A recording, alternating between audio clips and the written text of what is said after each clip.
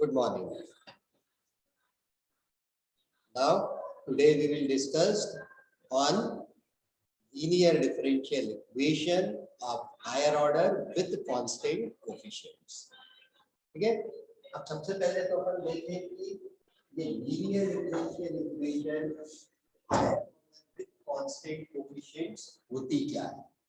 ठीक है? इसकी जनरल फॉर्म क्या होगी? सबसे पहले अपन उसको डिस्कस करेंगे. And why it is called linear differential equation of higher order with constant coefficient, right?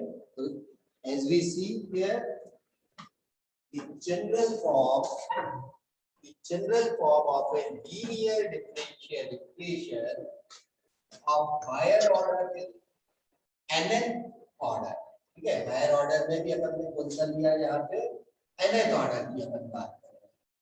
Okay, the general form of linear differential equation of higher order, यहाँ पे अपन higher order maximum अपन क्या मान के चल रहा है with nth order is dny upon dx to the power n means the nth derivative of y with respect to x plus a1 n minus 1th derivative of y with respect to x, then a2 n minus 2 derivative of y with respect to a plus up to dash a n minus 1 dy by dx plus a n into y is equals to q. Say this is the equation number 1 where a1, a2, a n minus 1, a all are constant and this q is a function of variable x on.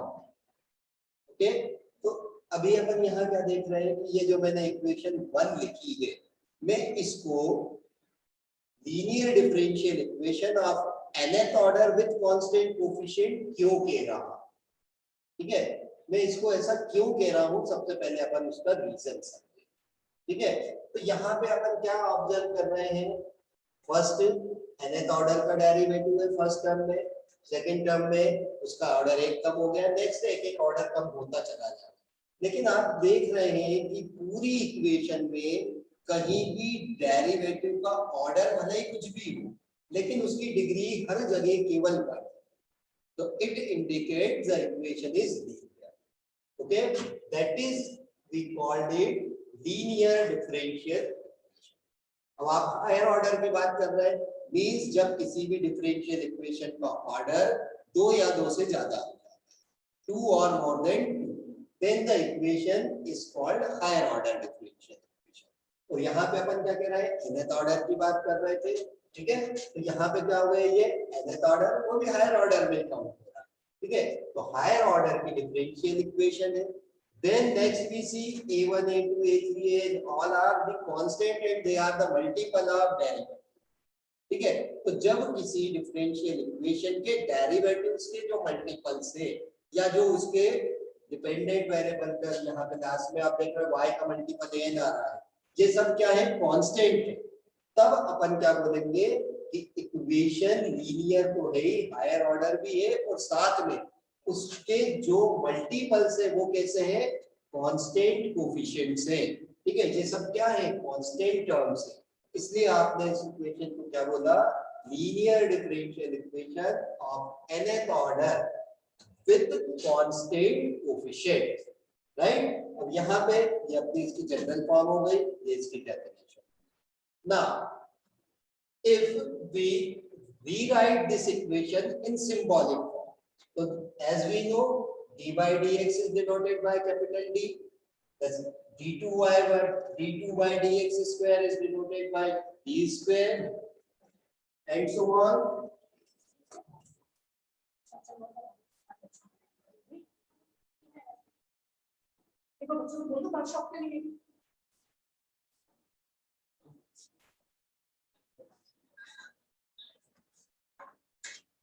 In the same way, the dn minus 1 dx to the power n minus 1 is denoted by dn minus 1 and dn dx to the power n is denoted by d to the power n. These are called symbols. Okay, if we rewrite this equation in symbolic form, then we get t to the power n, a1 t to the power n minus 1, a2 t to the power n minus 2, a n minus 1 t plus a n into y is equals to q. We can also write this equation in this form, fd into y is equals to q, where fd is t to the power n, a1 t to the power n minus 1, a2 t to the power n minus 2, plus up to dash dash n minus 1 t plus an, this is fd. Means जो आपकी ये equation है इसको हम symbolic form में इस type से या इस टाइप से लिख सकते हैं, राइट। अब अपन देखें कि जब मेरे पास में कोई भी linear differential equation higher order with constant coefficient की है तो उसका सॉल्यूशन क्या होगा और फिर वो सॉल्यूशन हम कैसे फाइंड आउट करेंगे, ठीक है। So the solution of such types of equation is y is equals to CF plus PI. The condition is if Q is not equal to 0. If in equation number 1 Q is not 0, then the solution of this differential equation is CF plus PI, where CF is stand for complementary function. यहाँ पे CF हम क्या कह रहे हैं? Sir आवाज clear नहीं आ रहा है। Complementary function. And the PI is stand for particular integral. Okay, so the solution of equation 1 is the sum of complementary function and particular integral. And in case second, if in this equation 1 q is 0, then particular integral cannot be found. And in this case the solution of this equation is y is equals to CF only. यानी इस condition में जो आपकी differential equation होगी उसमें solution क्या होगा, केवल कॉम्प्लीमेंट्री फंक्शन होगा, इसके अलावा कुछ नहीं आएगा, राइट। और अगर q नॉट इक्वल टू 0 है तो आप pi भी फाइंड करेंगे, cf तो पहले आपको फाइंड करना ही है, उसके बाद pi फाइंड करेंगे और उन दोनों का जो सम रहेगा that is the complete solution. Okay, that is the complete solution of the differential equation higher order with constant coefficient. Okay, अब क्वेश्चन ये राइज होता है how to find VCF and how to find PI. तो यहाँ पे CF और PI को find करने के डिफरेंट वेज है and we have to remember all these ways.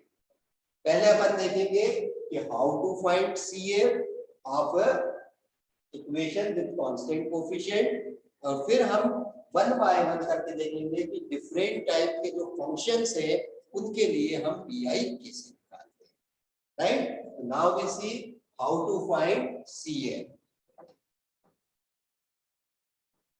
तो यहाँ पे ध्यान रखेंगे जब हम किसी भी इक्वेशन के लिए कॉम्प्लीमेंट्री फंक्शन लिखते हैं तो उसमें हम आर्बिट्री कांस्टेंट्स का यूज करते हैं और जब PI हम लिखते हैं या PI हम फाइंड करते हैं तो वहां पे कॉम्प्लीमेंट्री आर्बिट्री फंक्शंस जो होते हैं, आर्बिट्री कांस्टेंट जो होते हैं उनका यूज नहीं होता है, ठीक है। तो अपन देखें कि कैसे इस इक्वेशन के लिए हम कॉम्प्लीमेंट्री फंक्शन फाइंड करते हैं, right.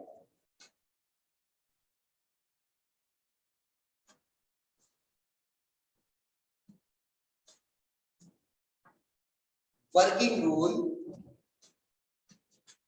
for finding CF.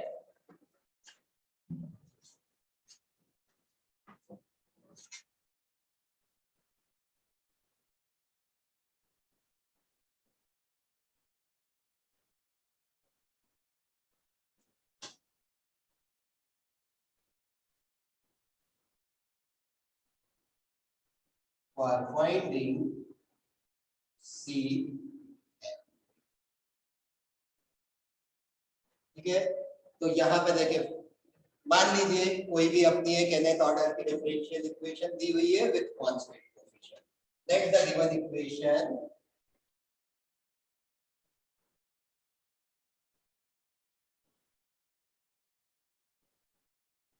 is nth derivative plus a1 n minus 1th derivative plus a2 n minus 2 derivative and so on an into y is equals to 0.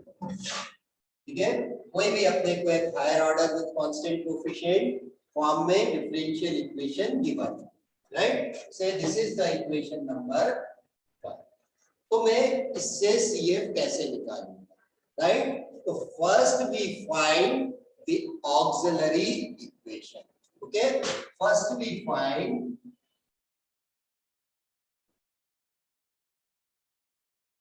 auxiliary equation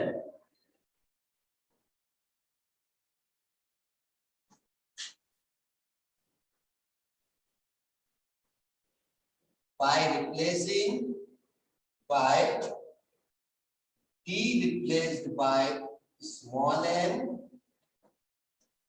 q is equals to 0 and y is equals to 1 in equation 1.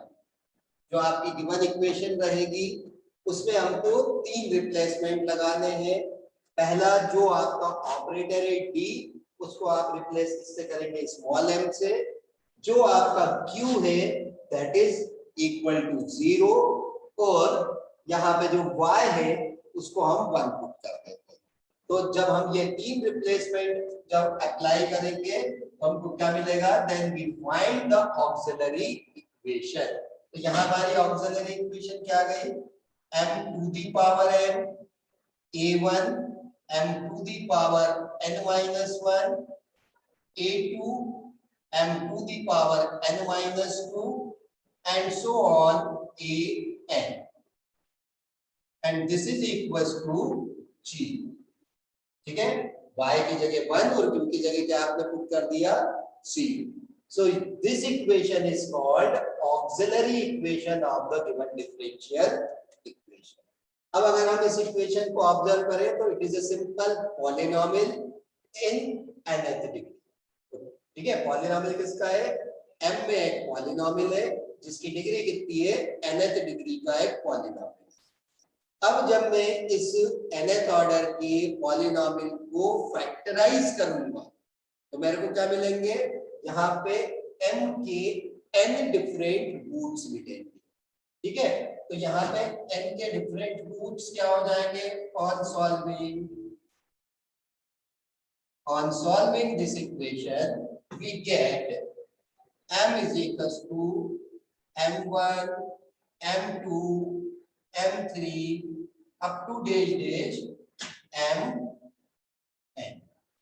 ठीक है, जब हम किसी भी polynomial को solve करते हैं तो हमको क्या मिलते हैं? उस पॉलिनोमियल के डिफरेंट रूट्स मिलते हैं या डिफरेंट वैल्यूज मिलते हैं. तो यहाँ पे भी अपन ने क्या देखा कि nth ऑर्डर का एक पॉलिनोमियल था और nth ऑर्डर के जब पॉलिनोमियल को अपन फैक्टराइज करेंगे या सॉल्व करेंगे तो हमको क्या है? m की n डिफरेंट वैल्यूज मिलेंगी. इसको हम क्या कहते हैं? Roots of the polynomial. तो वो जो डिफरेंट रूट्स मिल रहे हैं उनको मैंने क्या नाम दे दिया? m1 m2 m3 up to mn. अब सारा कुछ जो है यहाँ से स्टार्ट होता है. ये जो रूट्स आए हैं इन रूट्स के नेचर पे डिपेंड करेगा कि इक्वेशन का कॉम्प्लीमेंट्री फंक्शन आप किस फॉर्म में लिखेंगे. या सिर्फ कॉम्प्लीमेंट्री फंक्शन लिखने का तरीका है, वो तरीका हमको जो है फॉलो करना रहता है. ठीक है, तो अपन यहाँ पे देखें वो डिफरेंट केसेस क्या है जिसके बेस पे आप CF लिखेंगे. ठीक है, तो सबसे पहले अपन देखें केस नंबर 1.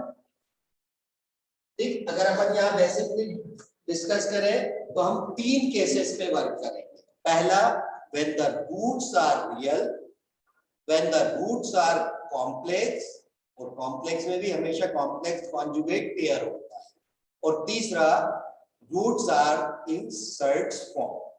तो इन तीनों केसेस में जो डिफरेंट सब केसेस होंगे उसमें आप CF कैसे लिखेंगे वो अभी मैं यहाँ आपको बता रहा हूँ. राइट, अपन अभी बात कर रहे हैं केस नंबर 1 की. ठीक है, case 1. Goods are real. Goods are real. अब रियल में भी अलग अलग सिचुएशंस आ सकती है। जैसे अगर अपन यहाँ बात करें तो क्या ऐसा जरूरी है जो मेरे को इसके डिफरेंट रूट्स मिल रहे हैं सारे डिफरेंट हो सकता है उसमें से कोई 2 रूट्स बिल्कुल सेम वैल्यू दे दे, हो सकता है 3 रूट की वैल्यू मेरे को बिल्कुल सेम मिल जाए, हो सकता है 4 रूट्स की वैल्यू मेरे को बिल्कुल सेम मिल जाए, है ना। It is dependent on the equation, auxiliary equation. ठीक है, तो यहाँ पे जो अपन सब केसेस बना रहे हैं वो उसी बेसिस पे लिख रहे हैं। तो कहने का मतलब है कि जितने भी रूट्स हैं आपके रियल रूट्स, अब उन रूट्स को अगर हम ऑब्जर्व करा तो पहला मैंने क्या ऑब्जर्व किया कि all the roots are distinct. ठीक है, तो इसमें केस 1 में सब केस नंबर 3 डाल रहा हूं। ठीक है, सब केस ए में क्या है, रूट्स रियल है और रियल्स होने के साथ साथ कैसे है, डिस्टिंक्ट है, मतलब सबकी वैल्यू न्यूमेरिकली अलग अलग है। ठीक है, और उनके साइन भी हो सकता है अलग अलग। ठीक, तो पहला केस अपन ने क्या कहा कि roots are real and distinct, या फिर आर नॉट इक्वल भी कह सकते हो। ठीक है, roots are real and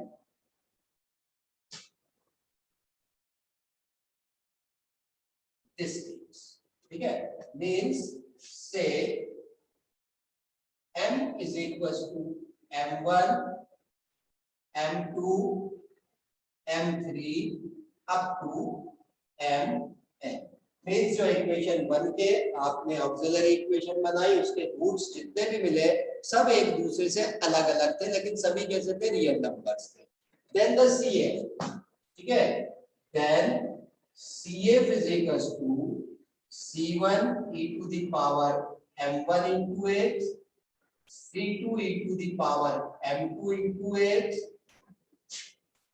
plus C3 e to the power m3 into x, plus up to date Cn e to the power mn x। Means हर एक रूट को हमको क्या करना है, एक्सपोनेंशियल फंक्शन की पावर में लिखना है with multiple of independent variable.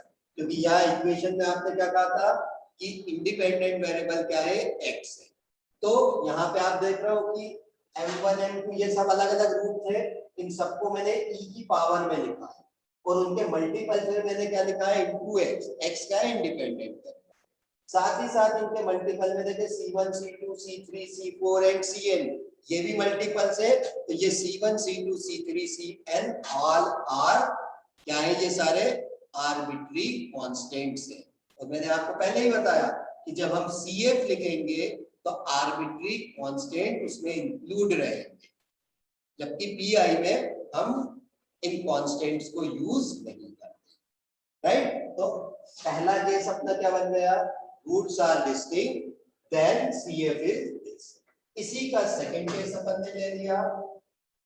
ठीक है, अब मैंने कहा कि मेरे पास इसके n रूट्स हैं, लेकिन इन n रूट्स में कोई 2 रूट्स ऐसे हैं जो आपस में इक्वल है। ठीक है, 2 रूट्स आर इक्वल।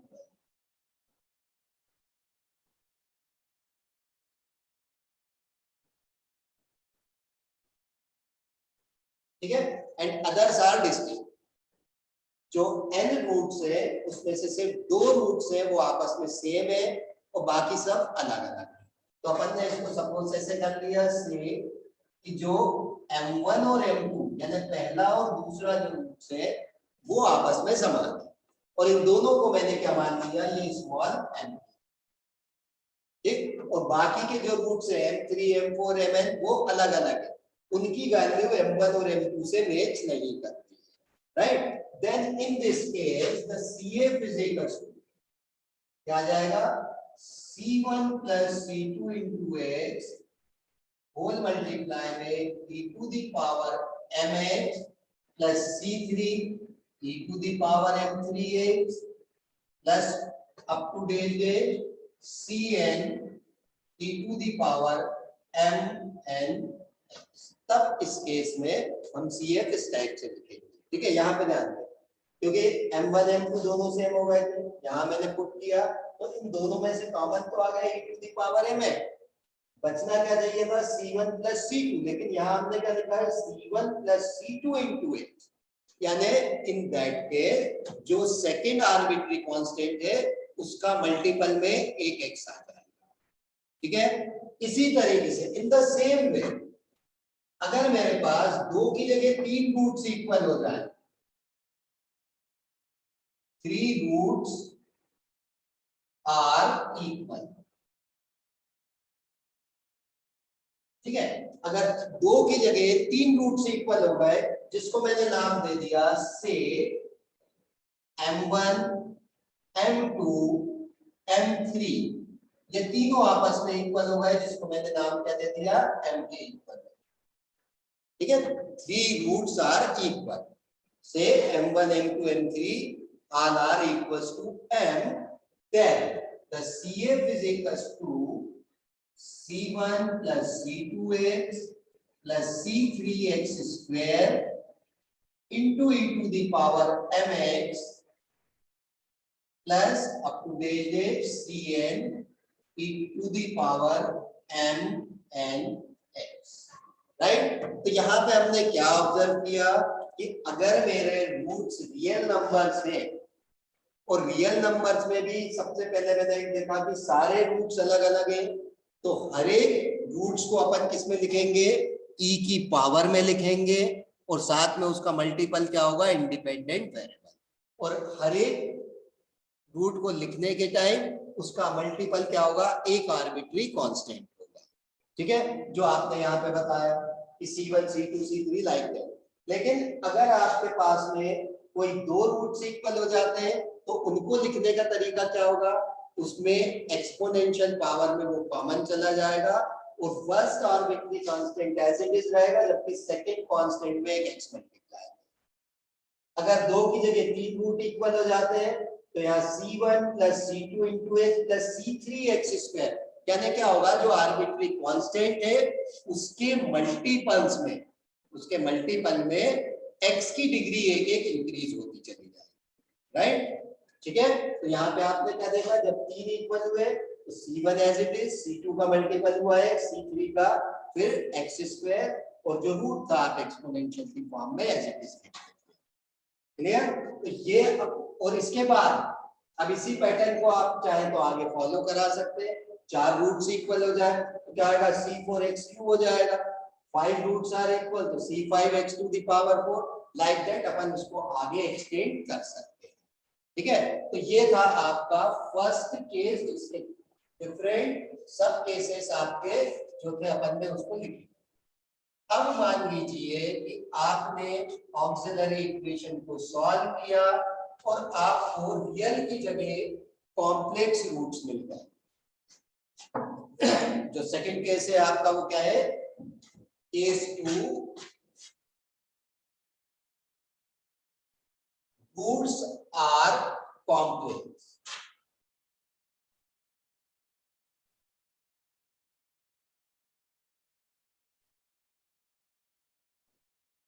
ठीक है, कॉम्प्लेक्स और इमेजिनरी।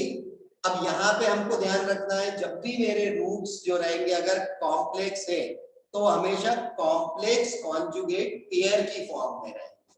अब कॉम्प्लेक्स नंबर क्या होता है, जैसे आपने कहा z be a number in the form of a plus ib is called the complex number where a and b are real but the first part is real and the second part, that is I into b, is called imaginary part, and the combination of real and imaginary part is called the complex number. अब अगर मेरे पास में z कोई complex number है तो इसका conjugate क्या होगा, that is a minus ib, और डिनोट किससे करते हैं z बार से। मींस क्या होगा जब आयोटा का साइन चेंज हो जाए प्लस से माइनस या माइनस से प्लस तो क्या मिल जाता है अपन को, उसका कॉन्जुगेट मिल जाता है। ठीक है, यानी जब अब मेरे पास में जो रूट होगा वो कैसा होगा, z is equals to a plus minus ib के फॉर्म में। यानी सेम वैल्यू जो पॉजिटिव में है वही की वही नेगेटिव में भी, यानी अपने पास उसका क्या हो, कॉम्प्लेक्स कॉन्जुगेट हो, तब अपन CF कैसे, ठीक है।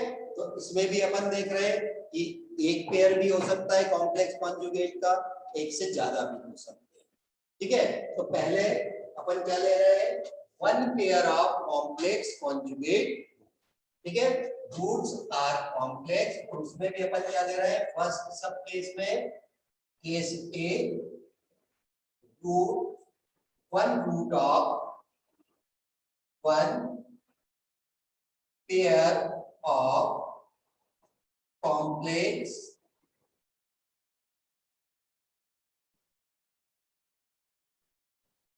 conjugate, that is m is equal to alpha plus minus I, ठीक है। एक मेरे पास में कॉम्प्लेक्स कॉन्जुगेट पेयर मेरे को मिला, that is m is equals to alpha plus minus I beta, ठीक। देन मैं CF कैसे लिखूंगा, then the complementary function CF is equals to e to the power alpha into x, bracket में C1 cos beta x plus C2 sin beta x, right? C1 cos beta x, C2 sin beta x, where C1 C2 are arbitrary constant. आपके पास एक conjugate root था, ठीक है, आप CF इस type से लिखिए। लेकिन अगर मेरे पास मान लीजिए ऐसे एक की जगह दो पेयर हो जाते हैं, ठीक है, if two pair of complex conjugate root,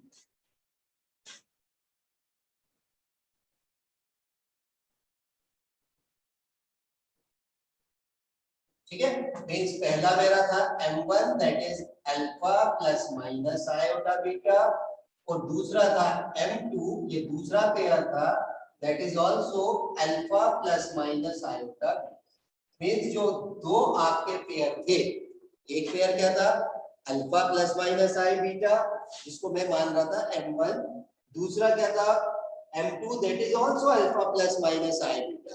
मतलब क्या हुआ, जो कॉम्प्लेक्स कॉन्जुगेट पेयर थे दो, वो दोनों आपस में इक्वल हो गए, मान लीजिए ये आपका किसके इक्वल है, स्मॉल, यानी m1 m2 दोनों इक्वल हो गए।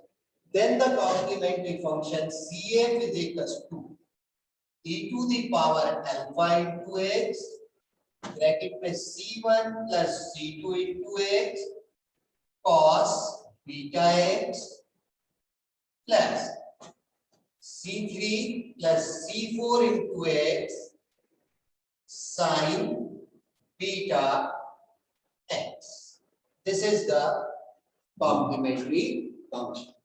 ठीक है, जैसा यहाँ पैटर्न था, देखिए वही का वही पैटर्न यहाँ फॉलो हो रहा है, ठीक है। जो फर्स्ट टू आर्बिट्री कांस्टेंट उनका मल्टीपल क्या होगा, cos बीटा है, फर्स्ट आर्बिट्री कांस्टेंट सिंपल रहेगा, सेकंड वाला मल्टीपल किसका हो जाएगा, x का। ऐसे ही फिर नेक्स्ट थर्ड एलिमेंट में जो आपका कांस्टेंट आएगा C3, उससे अगला जो होगा C4 into x हो जाएगा, एंड साइन। अब यहाँ पे दो की जगह जैसे आपने कहा था थ्री रूट्स आर इक्वल, तो यहाँ पे तीन कॉम्प्लेक्स कॉन्जुगेट पेयर अगर इक्वल हो जाते हैं, तो ये वाली जो टर्म है ये सब कुछ एज इट इज रहेगा, सिर्फ यहाँ पे क्या हो जाएगा, एक कांस्टेंट आपका बढ़ जाएगा, दैट इज C3x², ठीक है। और अगले वाले में फिर स्टार्ट करेंगे तो C4 C5x C6x² sin beta x like.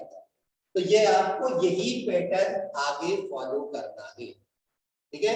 तो this is the case number second when the roots are complex, ठीक है।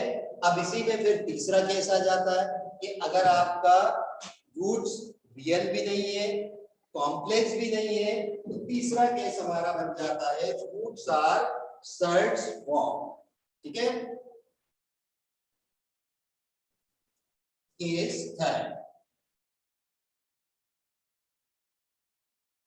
roots are in